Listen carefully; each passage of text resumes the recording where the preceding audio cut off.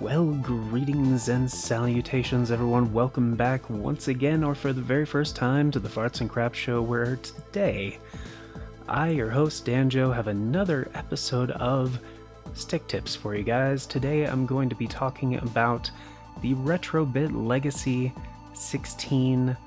This is the wired USB controller variant. There is also a wireless one that has analog sticks and 2.4 gigahertz communication. However, that's not the one I'm going to be talking about today. Because as you guys probably have figured out at this point, I really love wired controllers. Because you don't got to worry about charging it. Like, the lowest possible latency. It's just, I prefer them so much more. And yeah, I have some thoughts on this one. I've had this one for a little while. I was gonna get the black variant, but this was the only one in stock at the time, so this is the one I got. But yeah, I'm going to be talking about this controller specifically a lot in comparison to the other wired Super Nintendo style controller that you might go with. If you're getting a controller for, let's say, your Switch or your RetroPie or Raspberry Pi or RetroArch, something to that effect. So yes, I'm going to be comparing this to the 8BitDo SN30 Pro USB. As I've said before, my favorite wired Switch controller, despite the firmware issues that it's had for quite some time. And as a reminder, guys, if you haven't seen the last couple episodes of Stick Tips, on the SN30 Pro USB, don't use the latest firmware, which as of right now is 1.04. 1.02 is still the best firmware. In many ways, but yeah, gonna be doing a little bit of a comparison here. Now, the Retrobit Legacy 16, it's very, very simple looking. It looks pretty much identical to the inputs that you would have with a regular Super Nintendo controller: start, select, A, B, X, Y, L, R. However, this also has home and capture buttons, and it also has Z, L, and ZR. And right away when I first picked up this controller, I noticed this weird D-pad. It doesn't feel great right off the bat. It responds pretty well, but the actual feeling of it is, it's just this kind of like smooth, generic plastic feel. And this is kind of the entire controller. How it feels is just kind of, it's very lightweight. It just feels very, yeah, generic plastic and not really the most ergonomic controller. I mean, specifically comparing it to other Super Nintendo controllers, it feels a little bit thicker. The dimensions, it's still got that wedge shape to it, but it just feels a little bit lighter and bigger in the hands, I guess, and I think that's partially because of the corners of the shell are a bit sharper. And I'm just not a fan of how it feels in the hand. I mean, this D-pad directly compared to a more standard feeling D-pad on the SN30 Pro USB, which has a nice bumpy texture to it with the triangle cutouts for each of the cardinal directions. To me, that feels much more natural. And again, it's a feel thing. But in the hands, the SN30 Pro USB feels like a premium controller, whereas the Legacy 16 just feels kind of cheap. However, despite how it feels in the hands, it performs pretty well. And as I mentioned before, yeah, those shoulder buttons, it's exactly like the Wii Classic controller, with the ZL and ZR being on the inside and the L and R being on the outside, which feels really weird to me, but in a few specific instances, it's preferable. And really, the only one I found where it is preferable is actually in the SNES Online games, because in order to open the menu for any game that you're playing, you press ZL and ZR, and those being on the inside means you're not going to hit them accidentally, which is great. The other thing I really like about this, which actually, let's go back to the menu real quick, is one, the USB cable is 10 foot, which is nice. But the ZL and ZR, here, if I can get this in closer to the microphone, they sound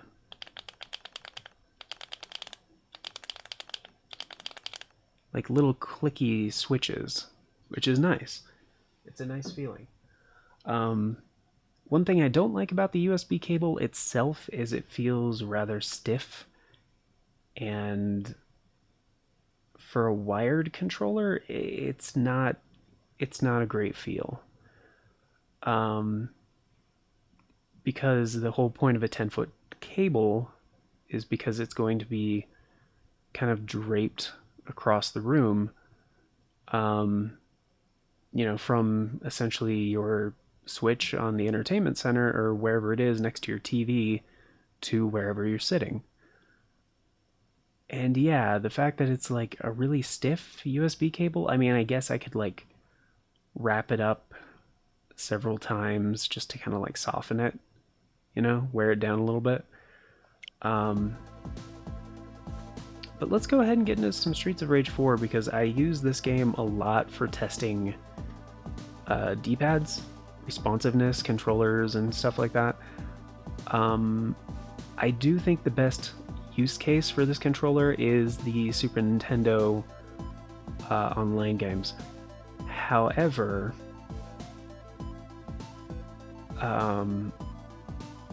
there are also macros on this controller. I don't remember specifically what they all are. However, there is one to assign the D-pad as the left analog, which is really nice. And there's one to swap, like there's a button swap one, I believe, as well. But yeah, like this is really the only... let's actually just go into stage select. We'll start on easy difficulty just because, well, not easy, that's boring.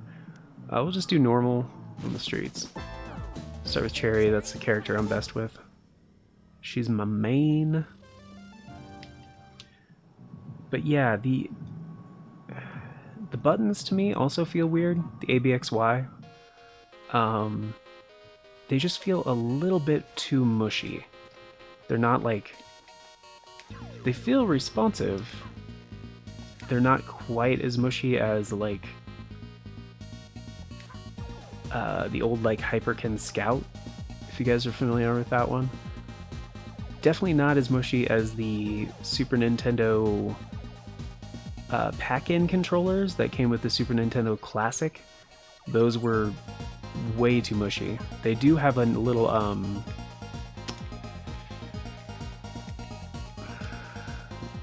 bit of snapback, but really not that much. Also, I'm sure you guys are probably wondering, since I've done quite a few Stick Tips episodes, where's the teardown and cleaning? I am not going to do one for this controller, because A, I'm not sure I'm keeping it, and B, I'm not sure it will help any of the persistent problems I have with this controller. Um, but yeah, let's get a little bit into it. So, whoops. Right, that's not, oh, back attack is L, right.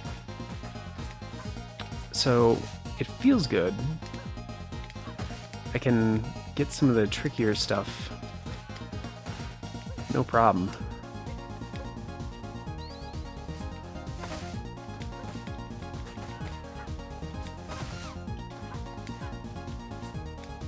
However, I do notice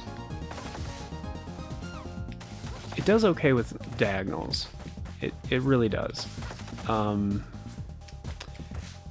However, sliding your thumb to those diagonals, especially the upright diagonal, it doesn't feel good when you're when you're sliding your thumb around on the D-pad. It just doesn't. That usual Super Nintendo texture again is not. It's not there at all. And I don't necessarily mind that in essence, because a lot of Hori D-pads are that way. It's kind of just like more of a smooth plastic. However, a Hori D-pad this is not. This is something very different, and that actually was a missed input. So yeah, it's kind of the tactile feel with the ABXY that I'm not loving here. It really doesn't feel right.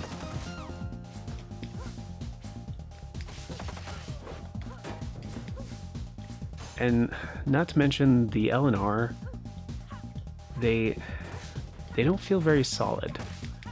Like, I can feel the hinge way too much.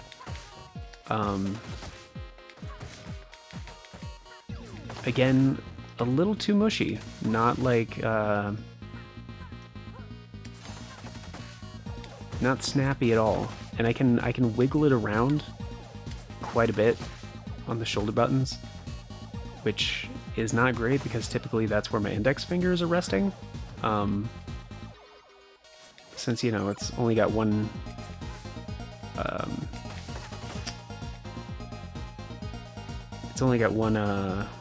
row, essentially, like back row, with the LRZLZR setup. And this, like, it's terrible because, like, the D-pad kind of makes it so I can't let my left hand rest on the left side of the controller. I have to keep, like, angling it a little too much. Just to, like, try to get those diagonals. Which, yeah, is not a great feeling. And again, like, the plastic just, it feels like it very quickly accumulates like hand oils, you know, just from playing. Kind of in the same way that, like, gloss plastic does. Not as bad, but it's already kind of noticeable. And for whatever reason, Retrobit decided to put a big old Retrobit, like, sticker right in the middle, in the on the back, as well as a smaller sticker, actually, that seems to be covering the quality inspection. Yeah, that is a quality inspection sticker. And it's covering one of the screw holes. So they're like, oh yeah, if you take apart this controller, like, we're gonna know. That was the other reason I didn't do a teardown. I didn't want to take that thing off because I wasn't sure if I wanted to keep this. And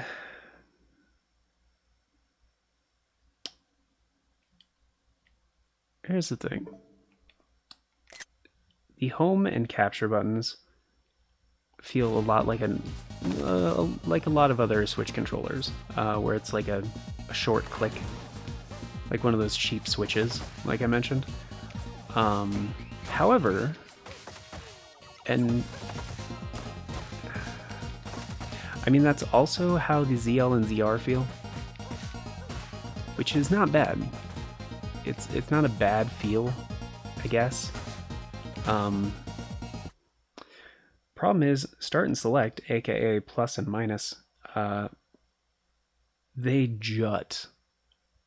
They jut out of this controller. They are so much higher out of the shell, and you can wiggle them around a lot.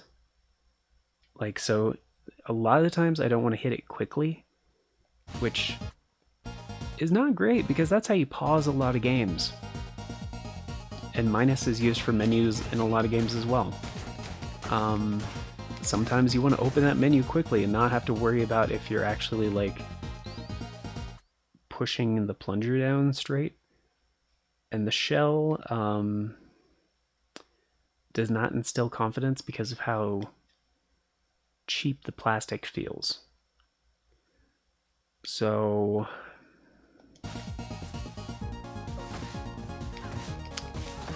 that's kind of my main problem with this. All that combined with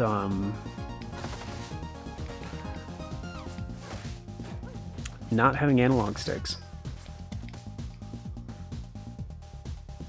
And I mean, these controllers are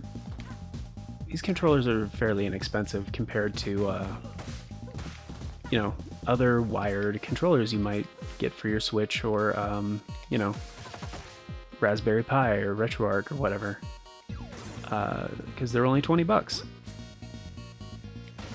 which yeah, very competitively priced. However, the 8BitDo SN30 Pro USB is $5 more at $25. Now at that price, I mean, you're getting a controller that feels better and has analog sticks. And I was just looking through my collection, I was like, well, what do I have that doesn't require analog sticks? As far as modern games, there's really not a lot. I mean, I could play like Cyber Shadow and, you know, Hollow Knight and,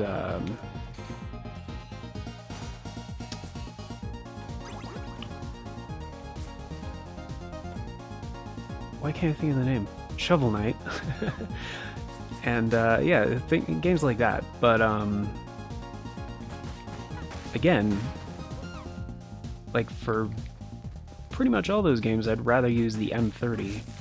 The Sega Genesis style controller from 8BitDo,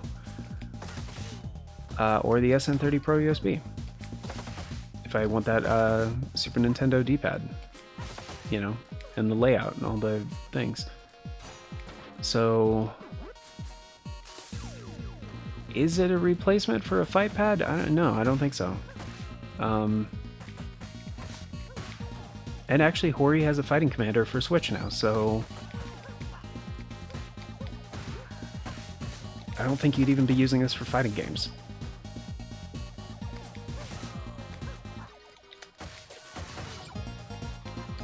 But,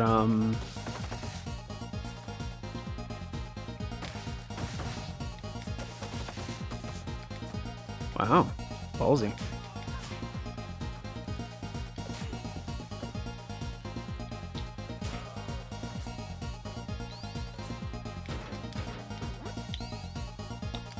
So, yeah, it just doesn't feel great.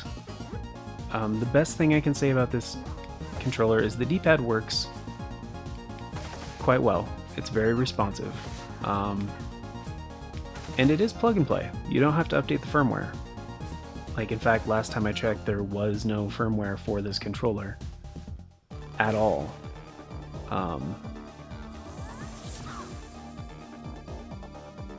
So that's pretty cool. However, all the other downsides kind of makes this a controller I can't recommend. And I should mention, when I tried using this on RetroArch, it actually did not auto-config correctly. Like the buttons were swapped, and it didn't really know what to do with it. I mean, this could be just me. You know, there's tons of auto-config files out there for RetroArch that you can have loaded in, so it just knows like a wide variety of controllers. But the only system that actually sets this controller up really well is the Switch. And it's super fast every time. The first time I plugged it in, it was to LNR, I was like, USB controller, bam, go. And I was like, that's cool. That's really cool. So it is responsive on the Switch. It's easy to set up. And, you know, you don't have to fuss with firmware. So, I mean, those are great. But I couldn't get it to work with the Wingman XE adapter that I talked about in the last episode, part 15. So that's two other platforms that I couldn't use it on. Like, I didn't know what auto config to grab for it. And I have quite a few RetroPad auto configs for RetroArch, and it wasn't any of those. So, and I have other controllers I'm perfectly happy to use on RetroArch. So yeah, I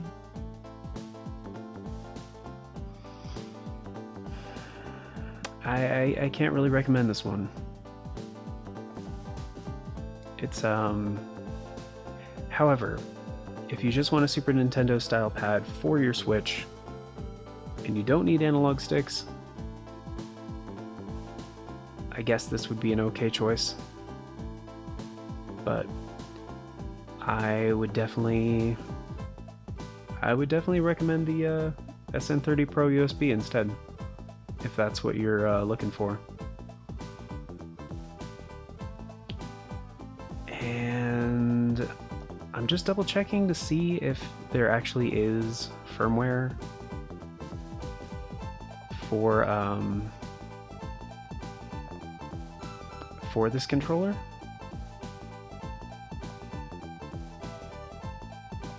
So you go to retrobit.com/support or controllers support. But I mean, there's a link to redirect you there anyway. What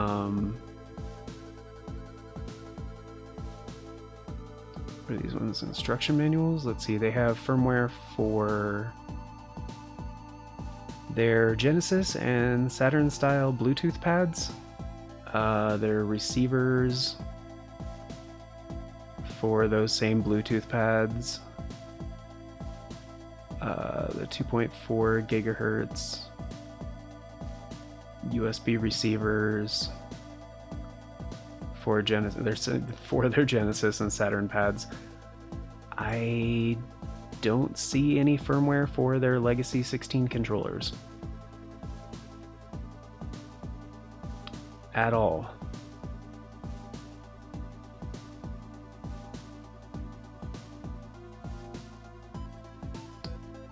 Which is a little disappointing. And under their manuals as well, I don't see any manuals for their Legacy 16 controllers. They have their Mega Drive and Saturn controllers and their Tribute 64 controllers that just came out recently.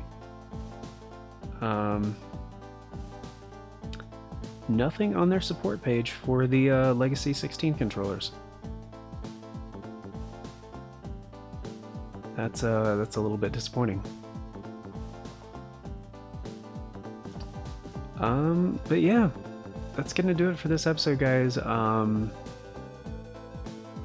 mean, let me know what you guys think. If you guys want to, make your recommendations, or if you found a good use for these kind of controllers, or if you found a nice fix that makes them much better. Help each other out down in the comments. Greatly appreciate it. And I hope you guys had a good time. If you guys are looking for my recommendation based on my time with this controller, I have put, I would say about 10 or 20 hours of testing on this controller. I would say there are better options out there, especially for retro pads.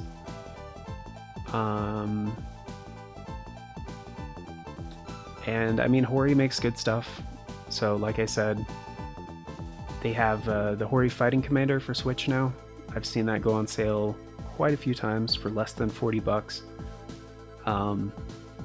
There's the 8BitDo M30 that I've made actually two stick tips videos about. As far as the 6-button fight pad goes, I think that's one of the best options on a budget or otherwise. And that's going to do it for this episode, guys. So thank you all for being here. Hope you had a good time. And a very special thank you to our Artifacts channel members, Old Cranky Gamer, Novalis Draconis, and Retro HD.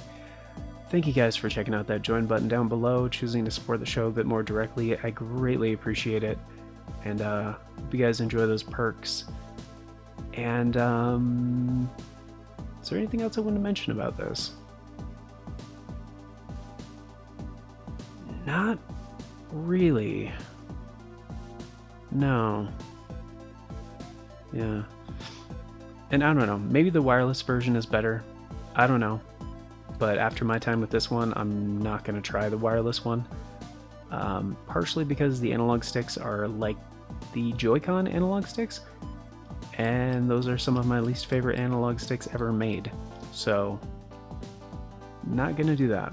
But have a beautiful day, everybody. Take care. See you on the next video.